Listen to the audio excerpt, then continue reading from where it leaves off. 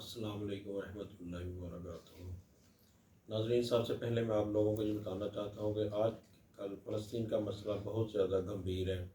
میرے جیسے حساس اور نرم دل آدمی اس موضوع پر زیادہ بات نہیں کر سکتا، اور میں خاص طور پر اپنے متعلق بتانا چاہتا ہوں کہ میرے لیے اس موضوع پر انتہائی جذباتی ہے اور اس پر بات کرنا انتہائی مشکل ہے۔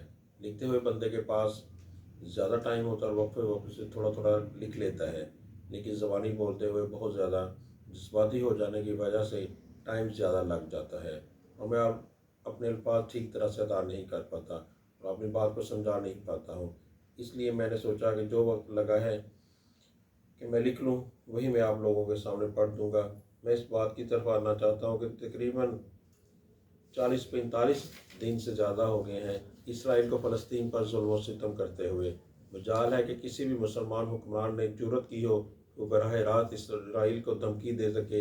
عملی اقدامات تو بہت دور کی بات ہے، حکمران تو ٹھہرے یہود و حنود کے پٹھو، لیکن افسوس کہ ہم عوام نے بھی صرف چند دن تک سوشل میڈیا پر پوسٹیں کی، اور جو کہ آج کل بالکل نہ ہونے کے برابر ہیں، اور آج کی تاریخ میں ہم تقریباً سب نہ ہونے کے برابر ہو چکی ہیں۔ یعنی کہ عام عوام نے چاہا تو کیا کرنا ہے، وہ سوشل میڈیا پر بھی اب بات کرنے کو تیار نہیں ہے، شاید ڈر اور خوف کی وجہ سے انہوں نے بھی یہ چیزیں بند کر دی ہیں۔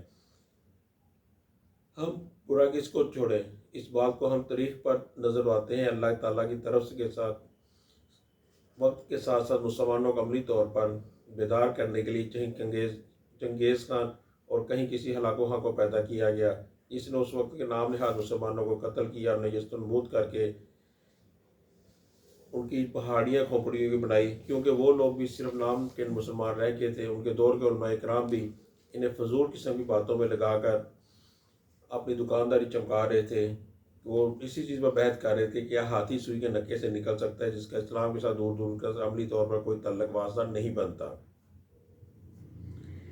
یہی بات کی لوگوں کی بات کرنے سے پہلے میں آج کے علماء کرام کے متعلق معاشرے کے ساتھ یہ کہنا چاہوں گا کہ وہ لوگ علماء کرام کم اور دکاندار زیادہ ہو گئے ہیں۔ ہر ایک نے اپنی 4 اینٹوں کی مسجد بنا کر صرف عام لوگوں کو لوٹنا شروع کیا ہوا ہے۔ آج کا کوئی بھی عالم دین کہلوانے والا مولوی کبھی بھی جہاد فی سبیل اللہ، قتال فی سبیل اللہ کی بات نہیں کرے گا۔ یعنی کہ اس نے اسلام کا سب سے بڑے اور اہم رکن کو لگتا ہے کہ اسلام سے بالکل جدا کر کے بند کر دیا ہے اور اللہ تعالیٰ کی ناراضگی کو لے بیٹھا ہوا ہے۔ خود تو کروڑوں کی پراپرٹی بناتا ہے اور لوگوں کو بتاتا ہے کہ مال جمع نہ کرو، بہت زیادہ حساب کتاب دینا پڑے گا۔ اس طرح ہم جس وقت میں فکر کے لوگوں سے ملیں، سب نے اپنے اپنے مطلب کی حدیث کر رکھی ہیں، جس میں صرف اس کا اپنا فائدہ ہوتا ہے۔ رشوت خوری، چوری، زنا، ملاوٹ، وعدہ خلافی، نہ کسی کا مال و جائیداد پر قبضہ کرنا، شراب پینا، تمام نشاور چیزوں کا عام استعمال، سود کا لین دین کرنا، دوسروں پر ناجائز تنقید کرنا، چغل خوری کرنا، کم توڑنا، جھوٹ بولنا۔ غرض یہ کہ اللہ معاف کرے، اللہ تعالیٰ نے حضرت آدم علیہ السلام سے لے کر حضرت محمد مصطفیٰ صلی اللہ علیہ وسلم تک جتنے بھی رسول صلی اللہ علیہ وسلم اس دنیا میں مبعوث ہوئے، ان کے قوم میں صرف ایک برائی ہوتی تھی تو اللہ تعالیٰ ساری قوم کو تباہ کر دیتے تھے۔ جیسے حضرت شعیب علیہ السلام کی قوم ناپ توڑ میں صرف کمی کرتی تھی تو اللہ تعالیٰ نے ان پر عذاب نازل کیا۔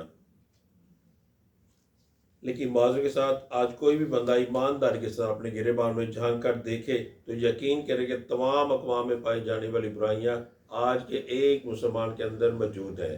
یہ تو اللہ تعالیٰ کا خاص کرم ہے کہ حضور پاک صلی اللہ علیہ وسلم کے صدقہ میں اللہ تعالیٰ نے ہم پر بہت زیادہ عذاب اور ہماری شکلیں تبدیل نہیں کر رہا۔ یہ اس کی کوئی خاص اپنی مہربانی ہے، لیکن سب برائیاں سب میں موجود ہیں۔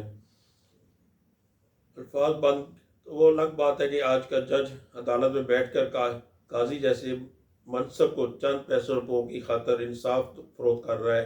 ہمارا عالم دین ممبر رسول پر بیٹھ کر صرف چند روپوں کی خاطر علم دین کی غلط تشریح کر رہا ہے۔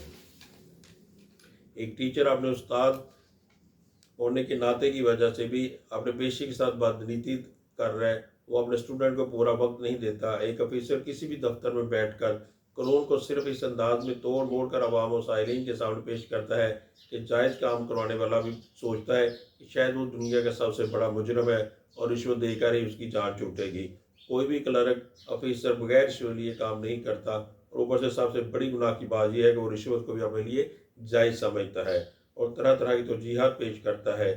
یہ بندہ اپنی ہر بندہ اپنی ذمہ داریوں سے دور بھاگتا ہے. ایک ریڑھی والا جانتے بوجھتے ہوئے گندا سڑا پھل یا سبزی بیچتا ہے اور اپنے بڑے فخر سے کہتا ہے کہ دیکھا میں نے کتنی چلاکی سے یہ کام کیا ہے. غرض یہ کہ جس مرضی شعبہ ہے زندگی میں نظر دوڑا لیں، ماں سوائے دھوکے، فراڈ، بے ایمانی، حرام خوری کی اور کوئی چیز نہیں ملتی. آج کل تو ایمان بھی نہیں ہے، خالص کہیں نہیں ملتا. اور یہی حال موجودہ دنیا کے مسلمان حکمرانوں بالخصوص افواج کا ہے کہ ڈھیروں اسلحہ ہے، ایٹم بم ہے، میزائل ہیں، پیسہ ہے، تقریباً 2 ارب کے قریب آبادی ہے. اس کے باوجود فلسطین، کشمیر، ہندوستان میں اپنے ہی مسلمانوں کے ساتھ کون سا ظلم ہے جو کہ نہیں ہو رہا ہے. لیکن مجال ہے کہ کسی بھی سپہ سالار کے کان میں جوں تک رنگی ہو. سب حکمران تو اسی دنیا میں سب کچھ سمجھ بیٹھے ہیں اور اسی کی رنگینیوں میں مصروف ہیں. بھول بیٹھے ہیں کہ حالانکہ سب کو پتہ ہے کہ ایک نہ ایک دن مرنا ہے، تو بجائے کسی ہسپتال کے بیڈ یا گھر کے بیڈ پر ایڑیاں رگڑ رگڑ کر مرنے کے ایک بہترین شہید کی موت مرا جائے. کیوں نہ تاریخ میں صلاح الدین ایوبی کی طرح ہمیشہ کے لیے زندہ رہنے کی کوشش کی جائے.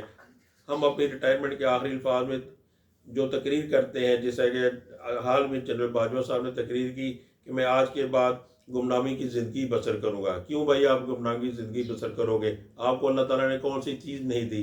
میزائل دیے، ایٹم بم دیا، تو آپ نے اس کا استعمال کیوں نہیں کیا؟ بہرحال یہ تو اور باتیں ہیں، اور بہت زیادہ ہمت اور ایمان کی طاقت چاہیے ان سب چیزوں پر عمل کرنے کے لیے جو کہ ہمیں دور دور تک نظر نہیں آتی. اسرائیل اور دوسرے ممالک جو مسلمانوں پر ظلم کے پہاڑ توڑ رکھے ہیں، میں اس کے لیے آپ کو چنگیز اور یا ہلاکو خان وغیرہ کے دور میں چلتا ہوں. وہ اللہ تعالیٰ کی طرف سے مسلمانوں پر ایک سخت نماز تھا، عذاب تھا. انہوں نے کبھی ایک ایک کر کے مسلمانوں کو نہ صرف فتح کیا، تمام ممالک کو فتح کیا، بلکہ وہاں کے حکمرانوں سمیت تمام عوام کو تقریباً مولی گاجر کی طرح کاٹ کر رکھ دیا.